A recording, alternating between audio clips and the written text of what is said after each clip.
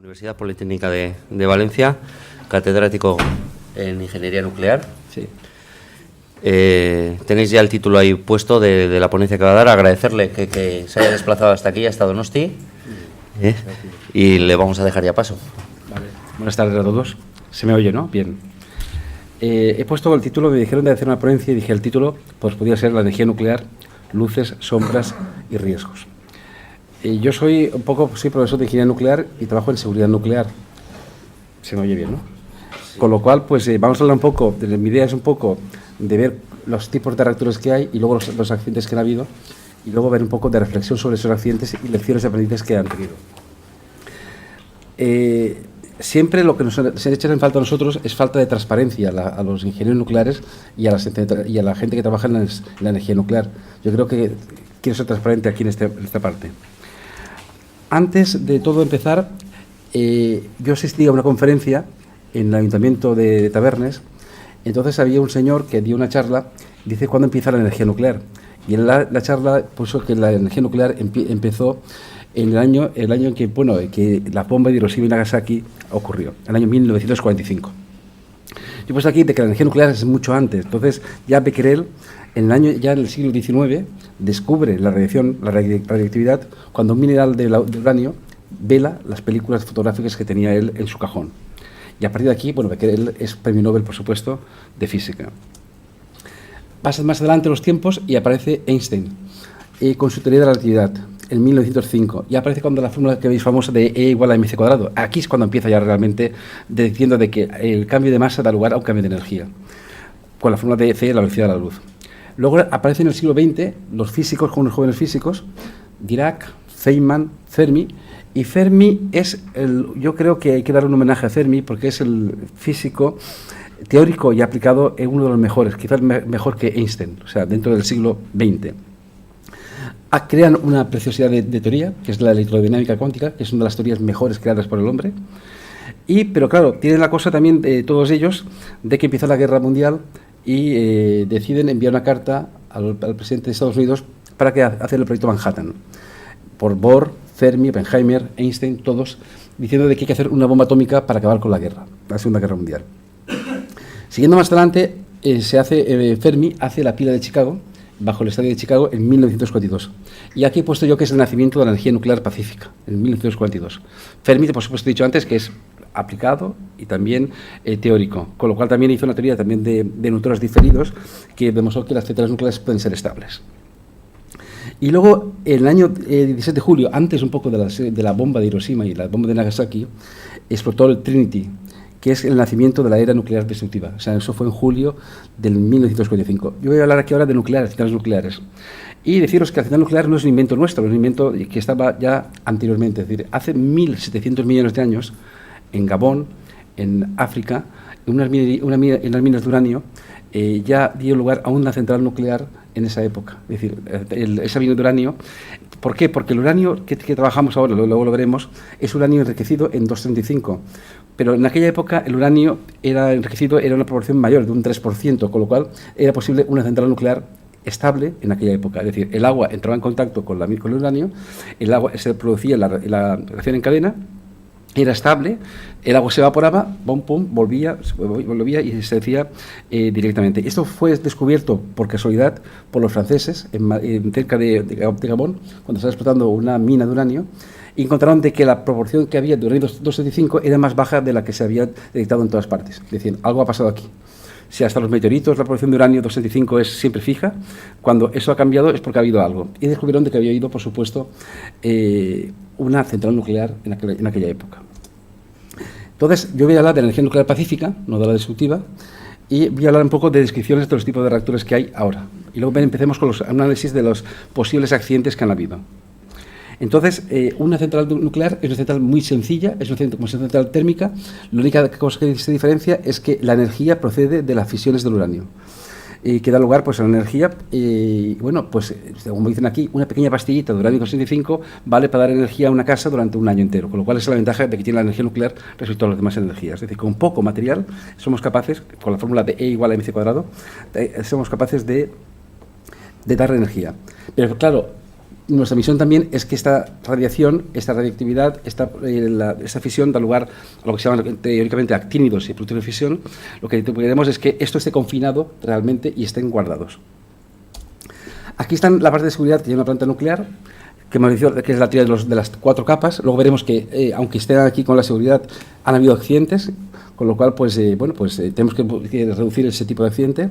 Y siempre tenemos en la pastilla de combustible, el uranio está confinado en una pastilla de dióxido de uranio, esta pastilla está en una vaina que envuelve las pastillas combustibles, luego hay un circuito primario, barrera de presión, y luego está la contención, es decir, son las 4 barreras. En Chernóbil tenían 3 barreras nada más, o sea, no estaba la contención. Pero en general una central nuclear tiene esas 4 barreras como seguridad. Vale. También veamos cómo se clasifican los reactores nucleares. Los nuestros son los que están aquí, los que hay en Europa casi todos, son reactores de agua ligera, porque también hay reactores de agua pesada. Por ejemplo, el tipo, para tener agua ligera hace falta, como he dicho antes, enriquecer el uranio. Es decir, el uranio normal, natural, el 0,7% es de uranio 235, el resto es uranio 238. Y con uranio 238 no se producen las fisiones de forma normal. Con lo cual hay que enriquecerlo. Ahora bien, los canadienses, en su época, cuando hicieron las centrales nucleares, dijeron, yo no quiero enriquecer, porque eso implica un coste adicional. Entonces dijeron, pues voy a hacer algo, en vez de utilizar agua natural, agua ligera, voy a utilizar agua pesada. Y generaron los reactores de agua pesada, que son los reactores tipo CANDU, que están en Canadá. Están en Canadá, en otros países, en Argentina y otros más países, en Bulgaria. Pero los nuestros, generales, son reactores de agua ligera, que es de agua normal, en principio. Y los que hay aquí en Europa y en Norteamérica en general, la mayor parte son reactores de agua a presión y reactores de agua en ebullición. Son PWR y BWR. Esta es la planta de Cofrentes, que es un reactor de agua en ebullición. Garoña, por supuesto, es un reactor de agua de ebullición de una generación anterior. Aquí lo que vemos es esas torres de refrigeración, sale vapor de agua. Y la única cosa que veis aquí, hay 2 piscinas, porque el Cofrentes vierte el agua al Júcar. Y entonces una de las cosas que se le exigió es que este agua, que al final tiene que ir al Júcar, agua normal, pues para quitar el gradiente de temperatura, se pasa a la piscina, luego se pasa a otra piscina y luego se envía al Júcar. Pero claro, mientras tanto también se hace análisis para ver si esta agua tiene algo de efluentes radiactivos líquidos en ella. Vale, siempre en toda nuclear, en todo reactor, tenemos el combustible, el moderador, el refrigerante, los elementos de control y elementos estructurales y el núcleo del reactor, en principio. El combustible, que es lo que he dicho antes, las pastillas de UO2 en principio, dióxido de uranio. Moderador, que puede ser, son reactores térmicos en una sustancia. Claro, nosotros buscamos que sea el 275 porque se produce con el neutrón térmico, el neutrón a la temperatura actual, se produce la fisión. Y si no, sería rápido, ¿vale? Entonces, el moderador buscamos que se frene estos neutrones, esa energía. Y normalmente es el agua, en este caso. Es decir, el agua actúa como moderador y también como refrigerante, en el caso nuestro. En el caso, por ejemplo, de Vandellós 1, que es una central de las primeras que se pusieron allí, el moderador era grafito. Y el gas, pues helio, en principio, el refrigerante helio. Luego tenemos el refrigerante, tenemos el núcleo del reactor, donde se encuentran todos los elementos. Y luego hay una serie de salvaguardias. Eso, en general, una central nuclear. El combustible, lo que he dicho antes, puede ser dióxido de uranio, puede ser otras aleaciones, uranio metálico, por ejemplo. Lo he dicho antes, el Vandellós 1 fue uranio metálico. Los reactores, por ejemplo, de tipo CANDU en Canadá también son de uranio metálico. Y luego están los dióxidos mixtos. ¿Por qué? Porque he dicho antes de que el elemento combustible gastado, cuando se acaba, se enriquece un enriquecimiento del 3,5 a un 4, 4,5. Pero cuando se saca la recarga, al final de todo, de tres recargas, sale con un enriquecimiento del 1,7. Si ese elemento combustible gastado yo lo reproceso, entonces yo tengo un más uranio 275 y un plutonio que se genera por aquí. Y eso lo puedo utilizar como óxidos mixtos. Aquí en España no se reprocesa, con lo cual tenemos esa pérdida de ganancia posible. Quizás cuando esos elementos combustibles gastados vayan al almacenamiento temporal centralizado, a posteriori, que es un tesoro, o sea, el uranio este que está por aquí gastado no es un cementerio, sino que es algo que las generaciones posteriores la pueden recuperar, pues entonces será posible. Y dicho antes un ejemplo al periodista de que aquí tenéis dos detectores, normalmente aquí, aquel de allí, que son iónicos normalmente, y en esos detectores son de americio 241. Ese americio 241 se produce en las nucleares. O sea que, es decir, que no son las nucleares solamente desde aquí, sino que hay más productos que se sacan de las nucleares. Bien, siempre son los 235. Lo he dicho antes, los neutrones pueden ser rápidos o térmicos. Normalmente siempre nuestros centrales nucleares son térmicas, reactores térmicos. También los modeladores he dicho antes que puede ser de agua pesada, grafito y agua, en principio. Son los que hay más o menos, agua pesada, grafito y agua. Y bueno, pues claro, el grafito tiene una pega adicional. ¿Qué pasa con el grafito? Pues el grafito se puede activar. O sea, todos los elementos de las centrales nucleares, si están sujetos a una radiación, se puede activar.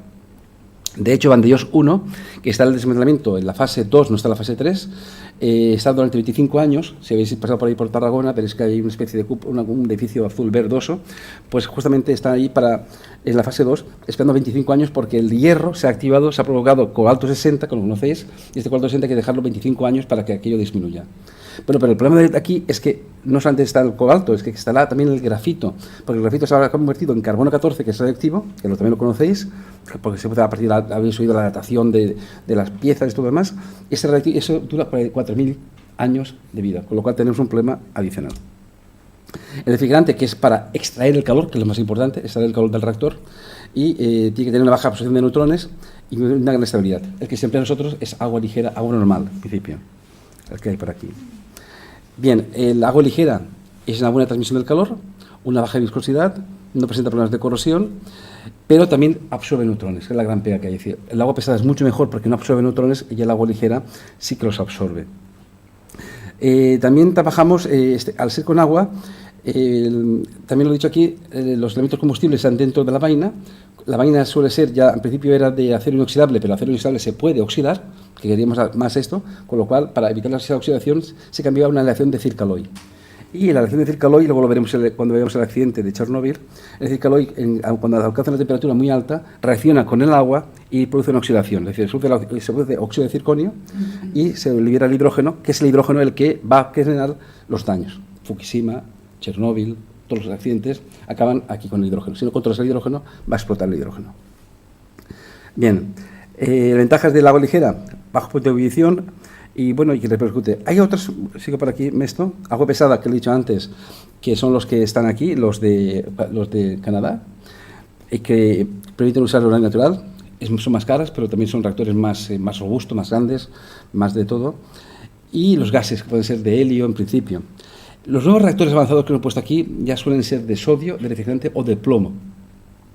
Y eso se está trabajando ahora bastante. Es decir, hay muchas líneas de investigación que están trabajando en Europa en reactores avanzados de sodio o de plomo, del cual también colaboramos nosotros, en principio. Lo que pasa es que a fechas de hoy, cuando veamos los accidentes posibles, accidentes de diseño, se han puesto accidentes muy graves y los reactores de sodio, hoy por hoy, en el diseño y en las simulaciones, ya no cumplen la seguridad. Es decir, puede que se los vaya de mano. Seguridad desde el punto de vista cuando ya no los controla. Es decir, tú supones de que hay un accidente, pierdes los controles, entonces hay que ver qué pasa aquí con esto. Entonces, en los de sodio actualmente, que son los reactores avanzados, no están. O sea, ahora estamos en la generación primera de reactores fue la generación 1, después generación 2, que fue Garoña, generación 3, que ya fueron Vandellós, Ascó y todos los demás, y ahora está en la generación 3 Plus. 3 más, que son los reactores, pues los reactores más mejorados, como el de Cofrentes avanzado, otros también más avanzado, y la generación futura es la generación 4 y 5, con nuevos diseños. Pues la generación 4 aún está en fase de simulación, no están aún en fase de actuación. Aún así, también los de la generación 4 también hay de gas también de helio, o incluso de CO2, y estos también trabajan con el grafito, con lo cual los problemas del grafito de que se va a activar los tendrán también, que ponen aquí.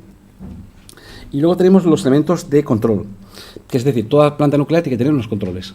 En Chernóbil, luego veremos en el accidente, los controles se quitaron, pero los controles son muy importantes, es decir, tú tienes que tener todo eso controlado, es decir, de forma de que tu reactor siempre está controlado. Eso no significa que tú lo controles del todo, porque la única pega que tiene la energía nuclear es que cuando tú, aunque controles aquello, aunque lo pares toda la potencia del reactor, queda la energía asociada a los productos de fisión. Y esa energía va para siempre, es decir, va decayendo poco a poco, pero hay que extraer ese calor. Es decir, que aunque yo controle aquello, diga que aquello es perfecto, ha hecho ya un scrum en el caso de un reactor o una parada controlada, pues aún queda esa energía que hay que extraer. Y ese es el problema que tenemos aquí. Como elementos de control se utiliza el boro. Luego diremos, como máximo, luego diremos que en el caso del accidente, que después de las lecciones aprendidas de Fukushima, ¿qué se está haciendo ahora actualmente en España y en Europa. Y de hecho hay una parte también de inyectar boro rápidamente. Vale, he dicho los reactores de agua ligera, que suelen ser los de... Digo esto porque después cuando hablamos de accidentes nos va a servir un poco para ver los accidentes. Reactores de agua a presión y de reactores de agua en ebullición. Aquí tenemos las de España. Tenemos el central nuclear de José Cabrera en Guadalajara, parada en el abril de 2006. Eso no fue un acuerdo entre los dos partidos políticos que llegaron a un acuerdo. Y llegaron, es realmente la central, la primera de España, una central también obsoleta al principio. Nuclear de Almaraz 2, que son de PES en Cáceres, 2 unidades. De Ascó, 2 unidades en Tarragona. De Trillo, que es diseño alemán, no es un P, pero diseño alemán, en Guadalajara. Y de Vandellós 2 en Tarragona, que es una central también de la generación 3. Y de agua en ebullición tenemos la de Garoña, ¿vale?, en Burgos, y la de Cofrentes en Valencia. La de Burgos en diseño anterior y la de Cofrentes en Valencia, que es el diseño posterior. La de Garoña sabéis que está ahora, tenía que haber sido la recarga de combustible, no ha sido la recarga de combustible porque cuando se les aplicaban las tasas que sacaba el gobierno, implicaba de que tenía que pagar por los residuos radioactivos, implicaba después de que, pues que no salía rentable. Es decir, para poder rearrancar y ampliar su periodo de vida, tiene que hacer unas inversiones, primera cuestión, y segunda cuestión, a pagar las tasas. Han hecho cuenta las dos empresas, que son Endesa y Iberdrola, no les sale rentable, y ahora recientemente habéis visto por la prensa de que el Consejo, a instancia de la empresa esta, de Nuclenor, que es la propietaria de Garoña, han pedido una prórroga de un año para fin darse tiempo para poder negociar durante un año las condiciones. Eso no significa de que se vaya a poner en marcha, si no sale aquí. O sea, tiene que hacer inversiones para volver a ponerse en marcha. Es antes de deciros también aquí de que, bueno, la de Trillo es una central de que es diferente de las nuestras, de las otras. Las centrales de Vandellós 2, Almaraz,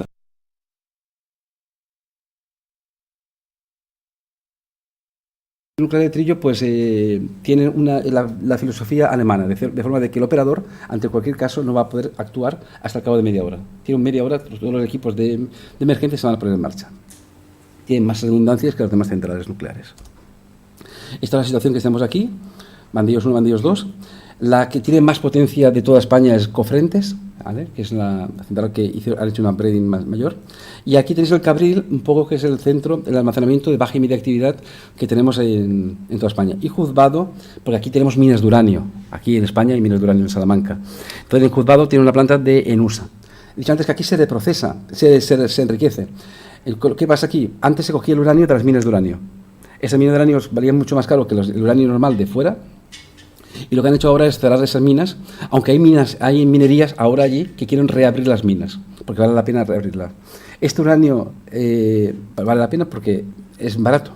Este uranio después se convierte en hexafluoruro de uranio. Este hexafluoruro de uranio después se envía a Tricastin, en Francia, donde hay 4 centrales nucleares preparadas para enriquecer el uranio por centrifugadoras. De las 4, 3 se emplean para hacer el uranio enriquecido para toda Europa. En USA, nosotros somos socios de esa planta directamente para enriquecer uranio. Ese uranio enriquecido nos lo devuelven y en Juzbado hacen los elementos combustibles. O sea, toda la tecnología nuclear, desde el principio hasta el final, ahora en España, se hace aquí en España. Y tenemos capacidad para hacer centrales nucleares nuevas. Incluso más, es decir, todas las vasijas y generadores de vapor que lo vamos a ver se hacen aquí en el País Vasco. O sea, hay empresas que se van a hacer aquí en el País Vasco.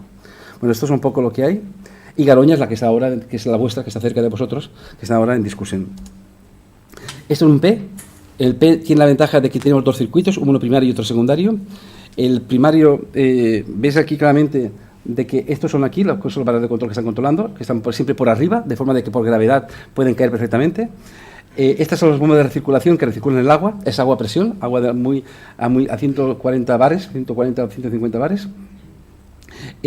Va por aquí y transfiere el calor a un generador de vapor, ¿vale? Este es el presionador, que es el que mantiene la presión en el núcleo.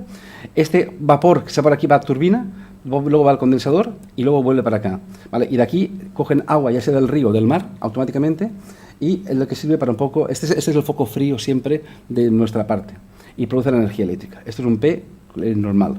Esta es la contención que tiene aquí el P. Este es un poco el mismo esquema, también tenemos lo mismo, con barras de control del tipo P. Este es el núcleo. Vemos claramente que estas son las varillas de elementos de combustibles. El agua pasa por aquí, por medio de todo lo que hay aquí. Estos suelen medir unos 3 metros, 3,50 metros de alto. Hay 17 por 17 varillas, y esto es un poco la parte de las barras de control, cómo se meten, cómo no se meten, como para controlar un poco el reactor, ¿vale? Aquí tenéis la varilla de combustible y tenéis todo aquí. O sea, aquí el pellet, que es la celdita, el dióxido de uranio, que está metido dentro de la varilla de combustible, y esto se presuriza directamente con helio y se mete dentro de aquí, en una raíz de 17 por 17. Esta es la piscina de combustible fresco cuando llega. Esto lo hacemos todo aquí en España, ¿vale? Todo aquí, o sea, todo aquí se hace en Cuzbado.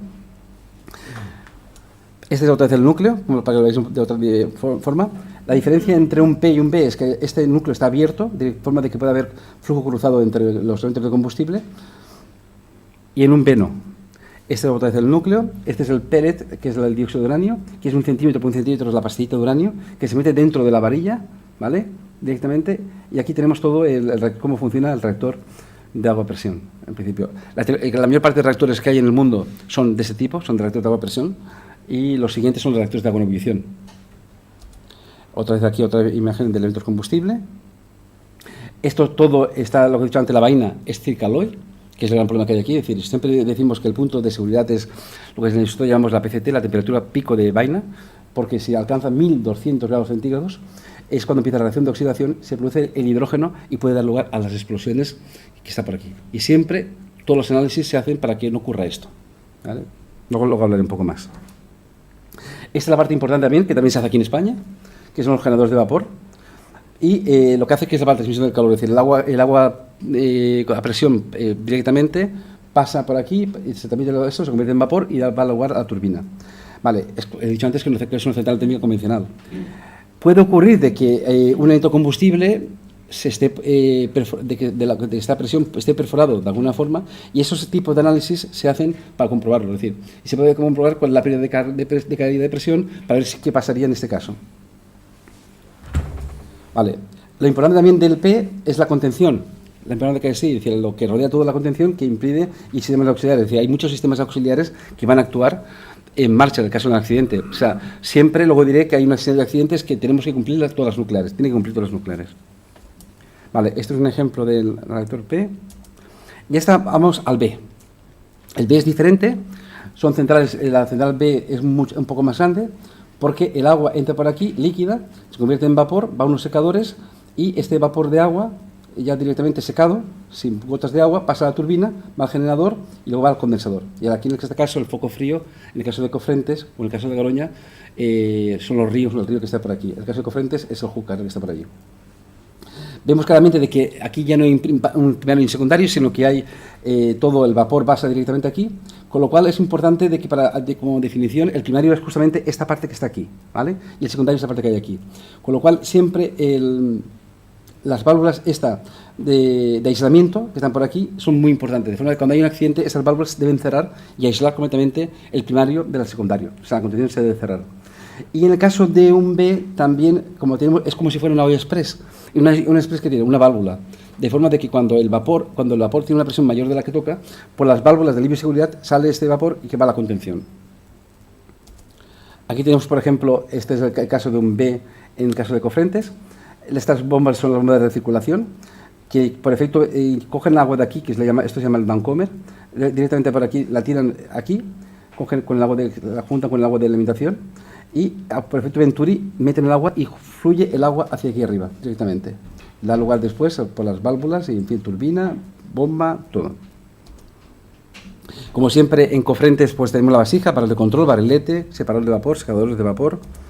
Esta es la diferencia que hay aquí. Este es el núcleo del reactor, directamente, con los elementos combustibles. Después tenemos los secadores, luego tenemos el upper plenum, luego lo que se llama aquí, por la terminología clásica que hay. Los elementos combustibles son parecidos, es decir, las barras son de Circaloid 2, se han metido pastillas de UO2, dióxido de uranio, y siempre con helio y cerrados herméticamente. Puede ocurrir, claro, la pega que tiene Cofrentes o con el central normal de agua de emisión es que al ser aquí un circuito normal, si esa varilla de combustible tiene un pequeño poro y por el pequeño poro se libera productos de fisión, esos productos de fisión van por aquí a turbinas, en turbina hay un aumento de actividad y automáticamente tienen que ver cómo reducen aquello. Es la gran pega que tiene las centrales de ese tipo. En las de agua a presión, como hay un circuito primario y un circuito secundario, ese problema no está. Entonces, bueno, pues esto es un problema que tienen que hacerlo. En el caso de que, bueno, pues esto ha ocurrido, pues sí que ha ocurrido, es decir, ha ocurrido una vez, fue aquí, fue en juzgado, un operario se volvió loco, quiso comprobar de que los controles de calidad no funcionaban y con una pistola de clavos empezó a pegarle al elemento de combustible, lo perforó y luego no se detectó hasta que llegó a Cofrentes, ¿vale? Al final ese elemento de combustible se quitó. Posteriormente, no sé si se sabe si había alguno o no otro, un elemento de combustible estaba perforado, con lo cual se detectó un aumento de actividad que iba a más, y al final, ¿qué se tuvo que hacer? Pues parar el reactor, abrir todo el núcleo, quitar ese elemento de combustible y poner otro más. O sea, eso puede ocurrir. En el caso de un P, como es un primario y un secundario, no se ve tanto como en un B. ¿Qué hacen los reactores de como ese tipo? Pues intentar mejorarlo todo. Vale. Este elemento de combustible, estos son lo que he dicho antes, que son los canales, que están por aquí. Están por aquí directamente. Aquí hay los venenos, que son los de boro, directamente que pasan por aquí. ¿Vale? Están las barras que están aquí. Estas son las barras que he dicho antes aquí, es decir, estos son mis canales que están todos cerrados, estos son las varillas con elementos combustibles y estos son los barras de control que pasan por aquí. En el caso de Cofrentes, las barras de control van por debajo. Como están los separadores y evaporadores por arriba, pues entonces va por debajo todo, con lo cual se insertan las barras de control. Bueno, una cosa también es cierto es decir, que se llama SCRAM porque por el ruido que hace, es decir, hace scan. Cuando hace una barra, cuando hace un disparo, hace un ruido muy fuerte que se oye en toda la planta que para el reactor. Es decir, es que se insertan todas las barras de combustible a la vez, haciendo un ruido brutal para parar el reactor. Pero deciros un poco de que aunque se pare el reactor, la potencia del decay heat, el calor de decaimiento, aún sigue dando. ¿Vale? Vale, este es el caso de un esquema también, de la bomba de circuito de circulación. Y ahí, ya que me aprovecho esta figura, porque decir un poco que el accidente de diseño máximo que hay aquí es una rotura en guillotina aquí, en este lazo de circulación, en el caso de Cofrentes, en el caso de los reactores de agua y ebullición. De forma de que el agua que está por aquí, mayor presión, sale por aquí y sale por aquí directamente. Con lo cual tenemos aquí que aquello se nos queda sin agua. Antes me preguntaba a mí que qué había que hacer aquí siempre en la secuencia de cualquier incidente. Bueno, pues asegurarnos de que tenemos capacidad de energía eléctrica suficiente, autóctona o de fuera, para poder actuar.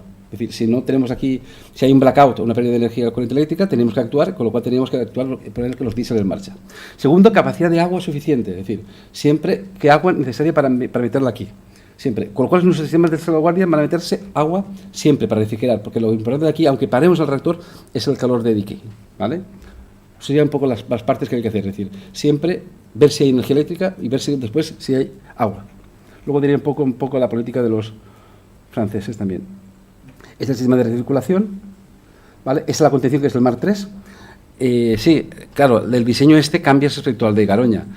El de Garoña es un reactor tipo Fukushima, con lo cual un poco tiene las piscinas dentro. También una lección aprendida que luego veremos es que las piscinas, hay que prestar más atención a las piscinas de elementos combustibles. Y aquí, pues nosotros las piscinas están aquí, pues lejos, fuera de aquí del reactor, con lo cual la contención es más robusta, esta que es Mar 3, que es la de Cofrentes. Pero deciros una cosa, Garoña ha estado siempre haciendo los deberes en materia de seguridad, con lo cual siempre por parte del Consejo ha sido su referente. El Consejo de Seguridad Nuclear, que es el organismo regulador. Este es el esquema. Esta es la contención, porque aquí que he dicho antes que cuando el vapor directamente sale por aquí, por la válvula de alivio, válvulas de alivio y seguridad, este vapor que está por aquí, pues este vapor va directamente a la piscina de supresión, ¿vale? Que pierde la presión que está por aquí, la presión que está por aquí. Vale, y entonces inyectan siempre agua de alimentación, luego también hay muchos sistemas redundantes que están aquí, es decir, deciros del accidente de diseño, que es esa rotura de doble guillotina que se llama LOCA, ¿vale? Loss of Coolant Accident, tiene que cumplir los Cofrentes, suponiendo de que uno de los sistemas de seguridad está fallado. Vale, y ahora hablamos de riesgos, ¿vale? De riesgos que han habido. Siempre la parte nuclear, lo que hay, es decir, esto es la parte de los riesgos que han habido, la parte de las sombras que tiene la energía nuclear. Es decir, la energía nuclear, la parte del luce sería un poco que el precio del kilovatio hora es muy barato. el precio cuesta mucho la instalación al principio. Por ejemplo, Garoña está amortizada y al final el precio kilovatio hora después de todo esto es barato. Es decir, siempre, ¿por qué? Porque se trabaja siempre al 100% de carga. Salvo ahora, que antes lo decía antes, que por primera vez en la historia de España, porque hay un exceso de producción o una disminución del consumo, y como tenemos que tragarnos toda la energía solar y eólica, solar fotovoltaica, solar térmica y eólica, porque tenemos que asumirla toda entera, y sobra coproducción, y gracias a que ha habido muchas lluvias este año, se ha turbinado mucha agua, mucha energía hidráulica, se ha tenido que bajar la carga de las centrales nucleares a un 80%. Con lo cual, las nucleares son rentables porque trabajan al 100%. Con lo cual, a bajar al 80% durante el tiempo que había tantas lluvias, pues un poco se perdía dinero. Bien, y antes de meternos aquí, deciros de que aquí vamos a hablar de accidentes ahora. De que cuando uno hace aquí, hay dos tipos de análisis: un análisis probabilístico y un análisis determinístico, con simulaciones reales. Simulaciones reales que tienen que comprobarse con planta. De forma de que en la planta tenemos que hacer que todos los accidentes posibles e incidentes se tienen que reproducir. Y son accidentes de base de diseño. ¿Vale? Fukushima ha sido un accidente más allá de la base de diseño, con lo cual, a partir de Fukushima, el Consejo de Seguridad Nuclear ha obligado a que se replanteen, hagan unos test de estrés, a ver si cumplen accidentes tipo Fukushima, y lo han pasado. Bien, pero volvemos a los accidentes para ver un poco cómo ha ido evolucionando y ver un poco la parte de los accidentes que han habido. Bien, aquí pues el accidente es el OIEA, que es el Organismo Internacional de Energía Atómica, que en el caso de Fukushima ya dio unos consejos y Fukushima no hizo ni caso de los consejos. O sea, Fukushima fue claramente que hubo un tsunami, que hubo también más cosas, ha habido también los terremotos, pero no hicieron caso. Bueno, volvemos aquí. Siempre hay 7 categorías que van en función del impacto fuera del emplazamiento, impacto dentro del emplazamiento e impacto sobre la defensa en profundidad. Y de los 7 niveles, los niveles de 4 y 7 se denominan accidentes y los demás incidentes. Esta es la clasificación, y a raíz de Fukushima se ha visto claramente de que esta clasificación pues hay que cambiarla un poquito, es decir, porque el 7 por supuesto es Chernóbil, pero Fukushima no está ni en el 6 ni en el 7, es decir, con lo cual habría que hacer un grado más, es decir, un 8 para Chernóbil y un 7 para Fukushima. Aquí en España ha habido un incidente importante que fue Vandellós 1, cuando se incendió Vandellós 1, que es de la que se puso escala del número 3. Y ha habido también incidentes pequeñitos de escala número 1, de anomalías, eso fue en Trillo. Vale. Siempre hay análisis de accidentes, que se lo he dicho por aquí antes, que se basan en estudios, que tienen que cumplir todo. Es decir, que puede ser, pues hay un suceso aleatorio, un suceso iniciador, y tú tienes que reproducirlo. Vale. Ejemplo, fallo de operador, malfunción de un sistema, suceso externo, terremoto, inundación, todo lo que aquí, y hay una frecuencia, que hay una probabilidad de que ocurra por unidad de tiempo. Entonces, esto ahí tenemos que reproducir que esto lo cumpla, es decir, que ante un suceso iniciador lo cumpla. Y hay dos análisis, el análisis determinista y el análisis probabilista, de forma de que al final tenemos que tener una probabilidad de frecuencia de fusión de núcleo. El análisis determinista. Vale, está aquí puesto el análisis determinista y el análisis probabilista de seguridad, del APS, de cual tendríamos que ver un poco cuál sería todo esto, todos esos cálculos. O sea, una ingeniería tiene que hacer todos los cálculos previamente a cualquier recarga. ¿5 minutos me queda? Bueno, pues empieza tarde, ¿eh? Sí, ¿no? Sí, ¿Eh? ¿no? Empieza tarde. Bueno, primer accidente nuclear, Windscale. Windscale fue en el Reino Unido, que era un reactor productor de plutonio. Se quemó el grafito y se emitió mucho iodo 131 al exterior. No tuvo consecuencias directas sobre la población y, bueno, pues al final tendríamos unas dosis entre 1 y 5 y 20 milisieverts, aquí, 5 y 20 milisieverts para la población adulta, que es poco. He dicho, el límite que hay de dosis ahora es 1 milisievert para nosotros, para el público, y 20 milisieverts para la gente trabajadora.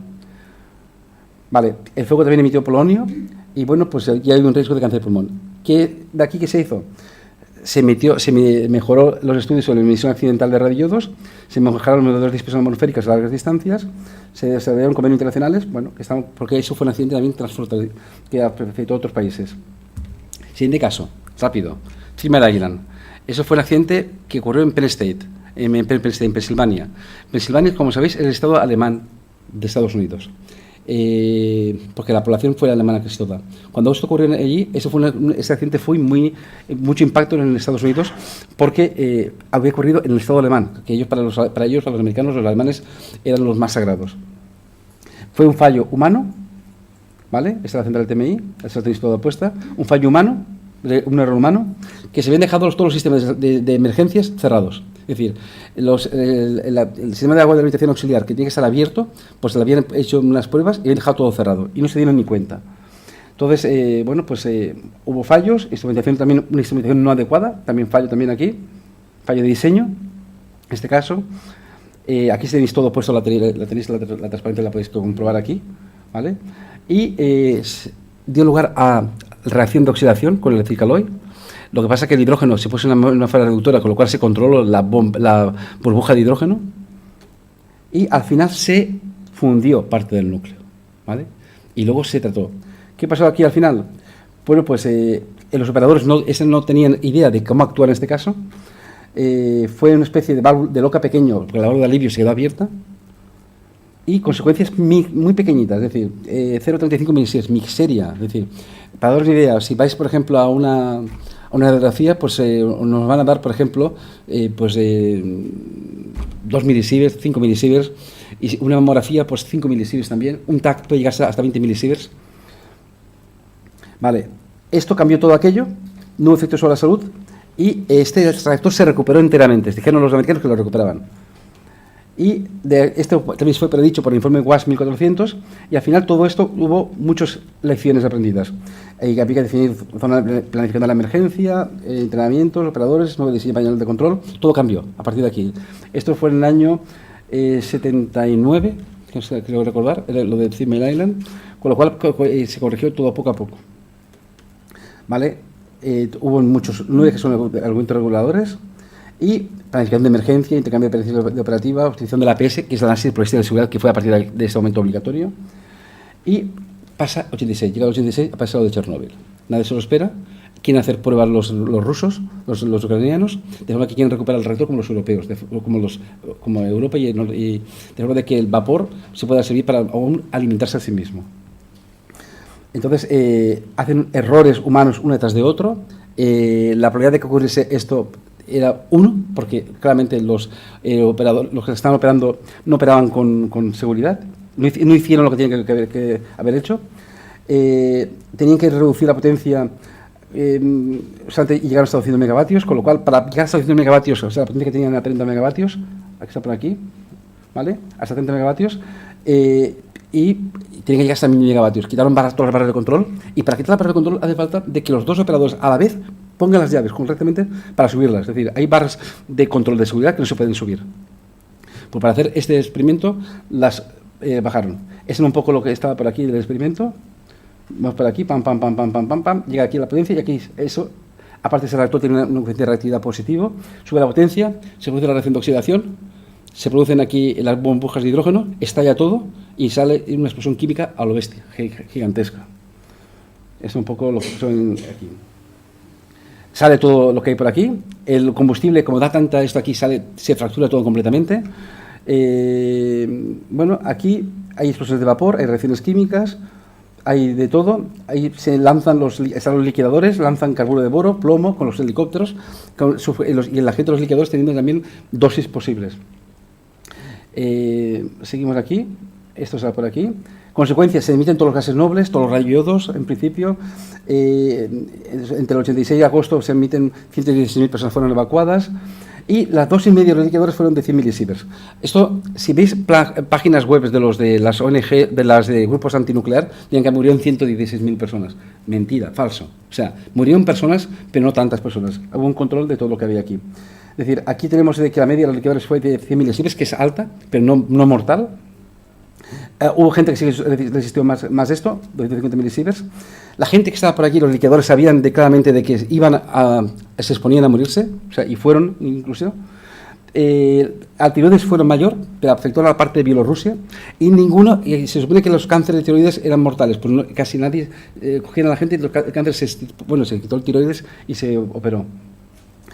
Hubo gente que recibió 100 milisieverts, ¿vale? Seguimos aquí. Había unos 237 claramente, daños, claro, es la peor muerte que hay, ¿eh? O sea, cuando tienes esta radiación, la peor muerte que hay es la de la muerte por radioactividad. Entonces cambia el sistema gastrointestinal, superficie corporal quemada completamente, bueno, está por aquí, leucemias no han sido observadas, cáncer celular tampoco, cardiovasculares tampoco. Y en fin, después de Chernóbil, llega por aquí, llega todo aquí, lecciones aprendidas, dice, eso no nos puede pasar a nosotros, eso se pasa a los rusos, a los ucranianos, ese diseño del reactor se para, se cierran todas las nucleares de ese tipo y se cambia todo, es decir, cambia todo, y vemos claramente de que como un accidente de ese tipo puede ser ya un accidente que afecte a más países, con lo cual cambia toda la normativa.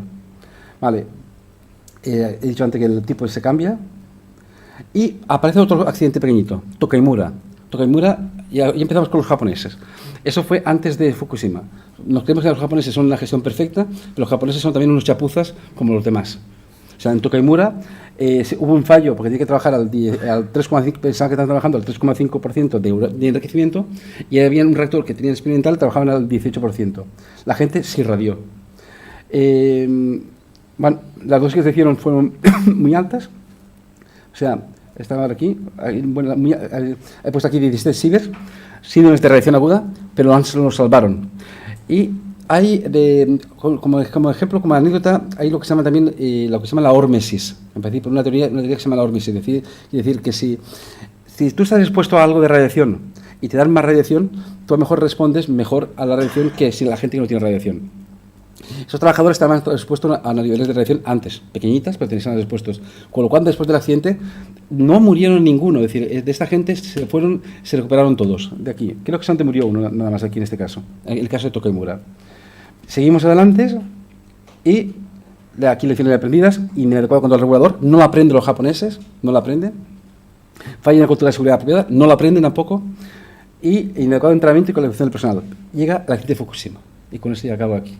Fukushima aparece aquí, pasa como lo que sabemos aquí, un terremoto, un tsunami, y aquí pues, ¿cuáles han sido los errores de Fukushima?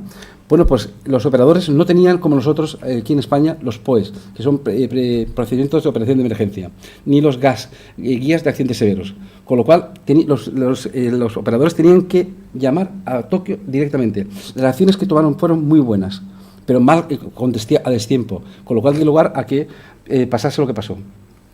Falló aquí, lo he dicho antes, la temperatura superaron, hubo reacciones de oxidación del circonio, bombas de explosiones de hidrógeno por todas partes, las piscinas estaban dentro de eso, no se dieron ni cuenta y se estaban quedando también sin agua, empezó también a fundirse parte del núcleo y están aún. Al final se inyectó con agua de mar borada con helicópteros, al final de todo.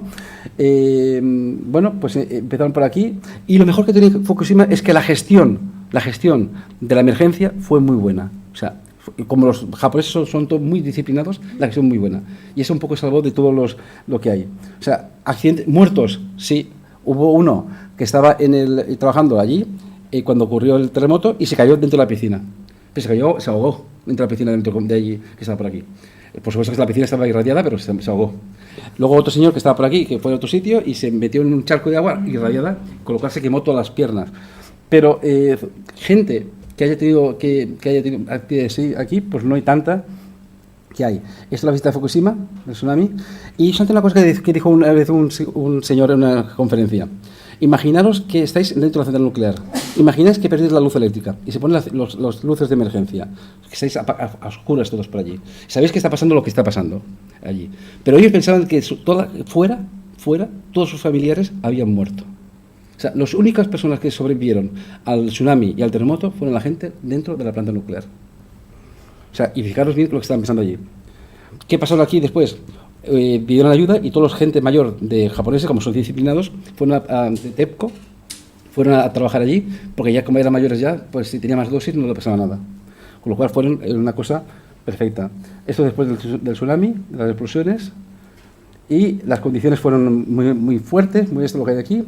TEPCO es la empresa que está por aquí. A continuación de TEPCO, bueno, aquí he puesto que emitió el trabajo de más de 100.000 sieverts, que de dos cisternas, que no es mucho. No ha habido, como en el caso de Chernóbil, gente que tenía 11 sieverts, ¿vale? Esto aquí, claro, también tuvo la suerte de que el viento iba hacia el mar, con lo cual toda la contaminación se fue fuera. Y bueno, aquí tenemos un poco lo que habían de posición de productos radiactivos. Lo que hay ahora es que está contaminado el suelo, como en Chernóbil. Y siempre hay dos malos de la película, siempre. El yodo 131 al principio, que es el que se pone en todas las cadenas metabólicas del hombre, y el hombre no debe beber leche ni nada de esto. Y el siguiente es el cesio 137. Entonces, el cesio tiene un periodo de desintegración de 32 años, con lo cual tiene un poco que está tiempo, aquí se tiene que eliminar el cesio. Y el yodo ya no es problema ahora, que ya no hay. Esto es una zona que está por aquí, es una zona no poblada, la que estaba en Fukushima, tuvo la suerte esta. Se molejó toda la gente, se desplazó toda la gente, y bueno, pues esta es la radiología en el exterior, y consecuencias radiológicas, pues bien, la gestión ha sido muy buena, daños a la población han sido los mínimos posibles, ¿y qué ha pasado a partir de aquí? A esas relaciones de protección al público que han sido muy, muy buenas, todas las que hay, control radiológico de la agua de vida, control de alimentos, confinamiento, profilaxis del yodo, que es que a la gente le está dando yodo para esto, y al final, pues, esa es la zona de protección de emergencia. Es la comparación, es que la presentación entre Fukushima y Chernóbil no es lo mismo, por supuesto que se escapó aquello y que hay zonas contaminadas, pero el daño a la población fue mínimo. ¿Y qué hizo el gobierno japonés en ese momento? Pues paralizó todas las centrales nucleares, las cerró en su momento, en aquel momento, dijo que se cerraban. Llegó un momento en que ya no podían aguantar más, claro, Japón tenía una industria que tenía que mantener, con lo cual tenía que importar mucho gas de fuera, de los rusos, y al final pues han tenido que abrir dos nucleares, cuando ya no quedaba más remedio, en agosto y del año pasado. Sabéis también que hubo elecciones que habían, y ganó un primer ministro en Japón que es pronuclear. De forma de que Japón no ha renunciado a la energía nuclear. El post-Fukushima es que solamente ha habido un solo país que ha renunciado a la energía nuclear, que ha sido Alemania. Y yo en una conferencia que estuve ya hace 2 semanas en Alemania, un señor que dijo que no entendía la actitud del gobierno alemán porque eso implicaba mal para su país. ¿Por qué? Porque la producción de energías renovables, y eso que Alemania es como España, que tiene más energías renovables, en el mes de enero y febrero era muy pequeña, porque no hay sol, no había viento, y el consumo era muy grande. Con lo cual, los alemanes han tenido que comprar energía eléctrica a los franceses y gas a los rusos. Con lo cual, lo que es paradójico que es que sus dos enemigos tradicionales de toda la vida, está Alemania en manos de ellos. Aquí hay lecciones aprendidas que la veis aquí. El Consejo de Seguridad Nuclear ha hecho que pasen todas las centrales nucleares nuestras test de estrés, que les han pasado. Todo va a cambiar también. O sea, EDF, que es la empresa de Francia, ha puesto la fuerza de emergencia urgente, es decir, de forma de que si ocurre algo, se ponen los helicópteros y se ponen los aviones en marcha y van a tener una unidad de inyección de agua, dicho antes que el agua es muy importante, agua borada dentro del reactor para parar cualquier tipo de reactor, es decir, en cualquier instante. Se ponen directamente en menos de 2 horas en cualquier central nuclear francesa. Aquí en España también se va a hacer un cambio, de forma de que aparte de manejar el reactor desde sala de control, lo van a manejar siempre desde una sede fuera del reactor. Ya corto aquí. Ya bueno, de aquí, lo que he dicho aquí, a fecha de hoy solo hay un país que ha renunciado a la energía nuclear, que es Alemania. Japón no da ninguna esto. Hay muchos que siguen el programa nuclear, y Emiratos Árabes va a poner 4 centrales nucleares con tecnología coreana. Y la política nuestra que hay aquí en España es mantener la capacidad actual, incluso ampliando el plazo de actividad de las centrales actuales. O sea, es un poco mi última conclusión aquí. Es decir, estas son las sombras y los riesgos que tiene la energía nuclear, pero que si se gestionan de forma adecuada, pues se pueden llevar a cabo. Bueno, nada más y que con esto acabo. Gracias.